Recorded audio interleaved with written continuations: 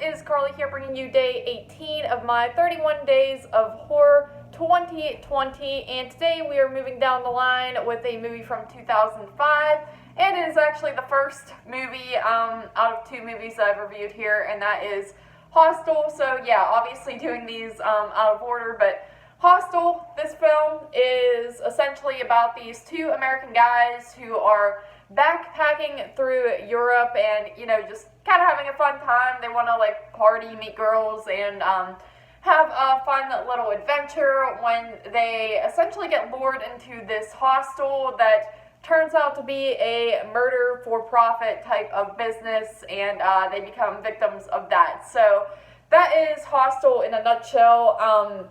I said in the Hostel 2 review that I always liked Hostel 2 better than the first one, and I would still agree with that. I find that I just have a better time with that one. I find it easier to watch, and watching this one, though, again, I find that it's not nearly as brutal as I always think it out to be in my head. Kind of like how the first Saw, a lot of people think of, because they think of the whole Saw franchise, they think the first Saw movie is way more brutal than it actually is. That's kind of me with Hostel, where in my head, I think it's a lot more intense, but really, it's not that bad. There's a lot of story at the beginning with just character development and meeting, Paxton and, of course, I forget the other dude's name, but, you're kind of just following them, and then their other friend that they have there, and they're just kind of out to, like I said, meet girls and party and stuff like that. So you're following that, and then, of course, one by one, they start kind of disappearing, and you're getting scenes here and there of the torture chamber or factory, whatever you want to call it, where they're being held. And honestly, those scenes to me don't last nearly as long as in my head I thought they did.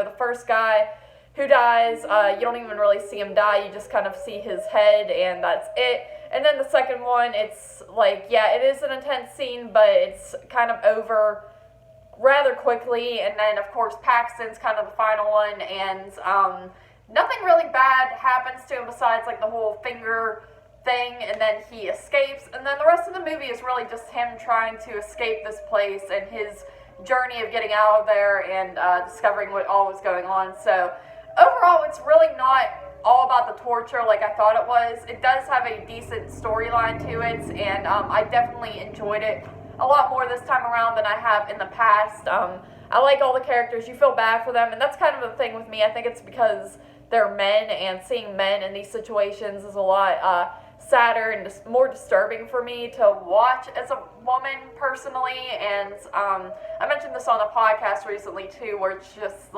you feel more uncomfortable because you're used to seeing women in these situations where they're made out to be weaker and they're the ones getting kidnapped or tortured or raped or whatever, and to see a guy like that, it's just not something you see all the time, so it makes it a little bit more uncomfortable, and I think that's why, for me, this has always been a little harder for me to stomach. But like I said, there is a lot more story to it than I always kind of give it credit for, and for that, I enjoy it. I gave this an 8 out of 10.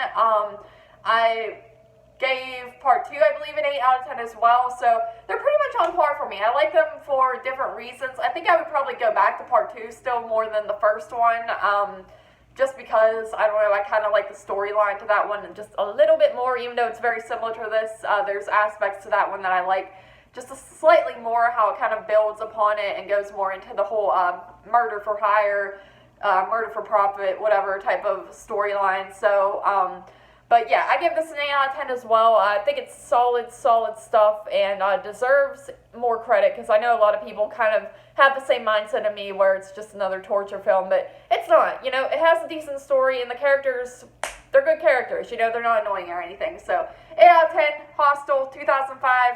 Thank you guys again for joining me for day 18 here of my 31 Days of Horror 2020. And as always, I'll see you tomorrow for day 19.